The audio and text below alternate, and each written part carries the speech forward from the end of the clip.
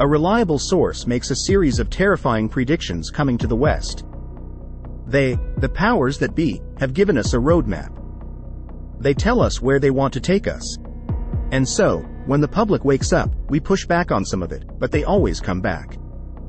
Referencing the PNAC, Project for the New American Century, document, which existed before 9/11, the source said, they, authors of the document, describe, we really need big terror attacks. We really need Pearl Harbor events to get Americans to give up their rights. Take what just happened in Israel. Totally tragic. But there's no way that one of the best intelligence agencies in the world didn't know that was coming. The massive buildup, the 5,000 missiles, there was clearly a stand down there. And now, the West will take more of the people's rights.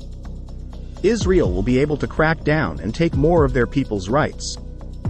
Prediction number 1: sleeper cells. The conversation took a disconcerting turn. The source mentioned sleeper cells that have come across the U.S. border. A sleeper cell refers to a secretive group of operatives who remain in a dormant state until activated to carry out a terrorist attack or espionage mission. They often live seemingly ordinary lives and avoid drawing attention to themselves until they receive orders to act. It's clear that Hezbollah and Hamas have tens of thousands of men and women as sleeper cells that are, quote, other than Mexican, that the Border Patrol lists every month, tens of thousands coming across the Texas and Arizona and California sectors. And it's an easy equation to predict that there's a wide probability that Hezbollah and Hamas, at some point, are going to attack sports stadiums. They're going to attack colleges. They're going to attack synagogues. They're going to shoot up mass gatherings if they're given the order by Iran, if we go to war with Iran. And then when this happens, our government won't get in trouble for dissolving the border and letting these people come in. Just like on 9/11, our government clearly had prior knowledge. There was clearly a major stand down that went on. And the government got more power and more control. And now they're not pointing the Homeland Security apparatus at the Russians like they did in the Cold War or the Islamists after 9/11. Prediction number 2: clampdown on ordinary citizens.